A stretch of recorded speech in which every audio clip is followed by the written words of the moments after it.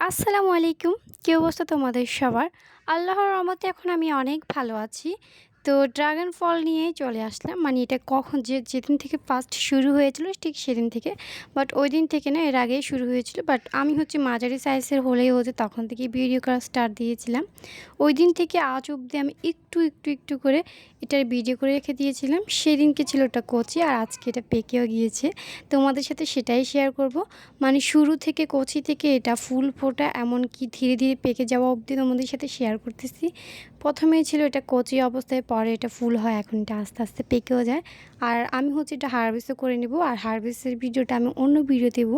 But এখানে তোমাদেরকে দেখাবো ড্রাগন ফল কীভাবে আস্তে আস্তে পেকে যায়। ফুলের থেকে 4-5 দিন পর এটা এরকম একটা অবস্থা হয়, তখন আমি ভিডিও করি নাই। বাট এরপর যখন এটা পাকা শুরু করে দেয়, পরিপক্কভাবে এটা বড় হয়ে যায়, পাকা শুরু হয়, তখন থেকে আমি আবার ভিডিও স্টার্ট দিয়ে দেয়।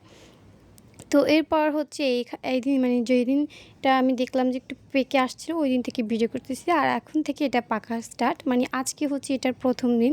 তো এটা পাকতেছিল, তো আমি এটা ছাদে গিয়ে ভিডিও করতেছিলাম। আর আমাদের এদিকে কেন জানি না এত বেশি বৃষ্টি হয়।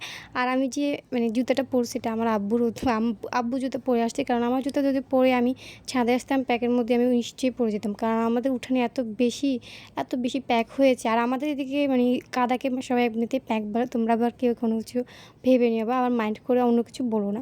তো যাই হোক, এরপরের দিন হচ্ছে এরকম একটা কালার আসে। তো সেদিন হচ্ছে একটা একটু কাঁচা ছিল আর 3টে একটু পেকে গিয়েছিলো, মানে একটু লাল হয়েছিল। তো এই দিনও অবশ্যই তেমন একটা বেশি লাল হয় না, মানে পাকে না, এটা শুধু লাল হয়েছিল চামড়া। আর আমি সেই দিন সকালে এত সুন্দর করে মেহেদি লাগিয়েছিলাম যে তোমাদের সাথে সেটাও শেয়ার করে ফেললাম। তো যাই হোক, এর পরের দিন হচ্ছে আমি আবার আসবো। আর আমাদের গাছে আরও হচ্ছে 4-5টা ফুল আসছিলো অলরেডি, তোমাদের সাথে সেটাও শেয়ার করে ফেলছি। মানে ফুলগুলো পচে গিয়েছে, মানে কী যে কষ্ট লাগে। মানে এমনি তো ছাদ বাগানে তেমন একটা বেশি হতে চায় না, যেটাকু হয় সেটাও আবার পচে যায়, মানে কী যে একটা অবস্থা। এর পরের দিন হচ্ছে এই ভিডিওটা, মানে যেদিন হচ্ছে মানে একটু সবগুলো পেকে গিয়েছে, শুধু একটা ছাড়া, সেদিনকার ভিডিওটা ছিল ওটা। তো ওই দিনও একটু বেশি পেকে গিয়েছিল। এটা হচ্ছিল 3rd দিনে। এরপর 4র্থ দিনে হচ্ছে এটা একদম ভালোভাবে পেকে যায়। তো 4র্থ দিনটাও তোমরা অবশ্যই দেখবে এখানে ভিডিওর মাঝখানে।